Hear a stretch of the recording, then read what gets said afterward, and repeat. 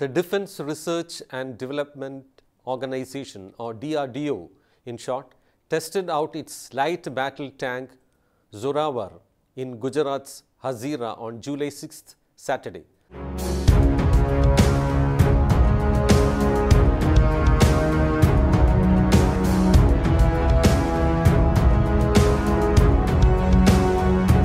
Zorawar has been developed jointly by the DRDO and Larsen and Toubro.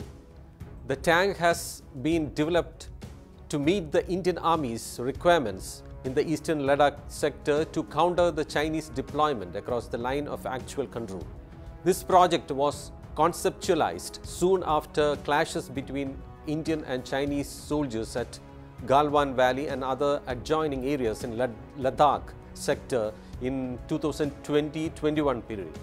When Chinese came with T15 light tanks, India felt for the need of a similar system which can move freely in the terrain.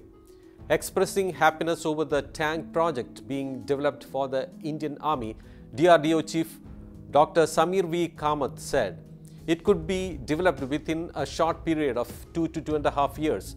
The tank was not only designed, but the first prototype was made. Now this will undergo development trials over the next 6 months, after which it will be offered to users for user trials." Zorawar is expected to be inducted into the Indian Army by 2027 after all trials. Let's check the unique features of the tank. The tank, with its lightweight and amphibious capabilities, can travel through steep climbs in mountains and cross rivers and other water bodies much more easily than the heavyweight T-72 and T-90 tanks. Commenting on the unique features of Zorawar, DRDO Tank Lab Director Rajesh Kumar said, "Generally, there are 3 different types of tanks. There are 3 categories depending on the weight: the heavy tanks, the medium tanks and the light tanks. Each one has its role. One is for protection, one is for offense, and these light tanks play a mixed role. What is unique about this tank is the weight as well as the combination of the fundamental parameters of a tank, which is the fire, power, mobility and protection. All 3 are optimized in such a way that the weight is also maintained. At the same time, you are getting all the parameters." The Zorawar is a light tank designed to provide the Indian Army with enhanced capabilities in high altitude areas like Ladakh. It has been named after the 19th century Dogra General Zorawar Singh, who led military expeditions to Ladakh and western Tibet. The Zorawar is designed to be light, maneuverable and transportable by air while still maintaining substantial firepower, protection, surveillance and communication capabilities. It weighs just 25 tons, half the weight of heavier tanks like the T-90, allowing to operate in difficult mountain terrain that is inaccessible to larger tanks.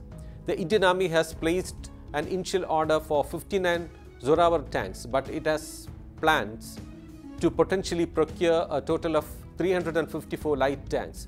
The Zorawar will help balance the scales against China's existing fleet of lightweight mountain tanks like the Type 15, which have a significant advantage in the high altitudes of Ladakh. Key features of the Zorawar include a 105 mm or higher caliber main gun capable of firing anti-tank guided missiles, modular explosive reactive armor and an active protection system to enhance survivability, a power to weight ratio of at least 30 HP per ton for improved mobility, integration with drones and battle management systems for enhanced situational awareness. The Zorawar light tank will give the Indian Army a critical capability to rapidly deploy and maneuver in the high altitude regions of Ladakh and other border areas. Its combination of mobility, firepower and advanced systems will enhance India's overall military posture against China in these strategically important sectors. Learning lessons from Russia-Ukraine war and other similar conflicts, the makers have equipped the tank with canisters which can launch loitering munitions and the UAV which can tackle enemy tanks. It also has the capability to operate daytime and nighttime with equal ease. The tank could have been developed earlier had there not been delay in getting engines from Germany. It could be completed only after the engine came from the US. Now DRDO and L&T have plans to develop the engines indigenously in future, and this could be ready in about 2 years.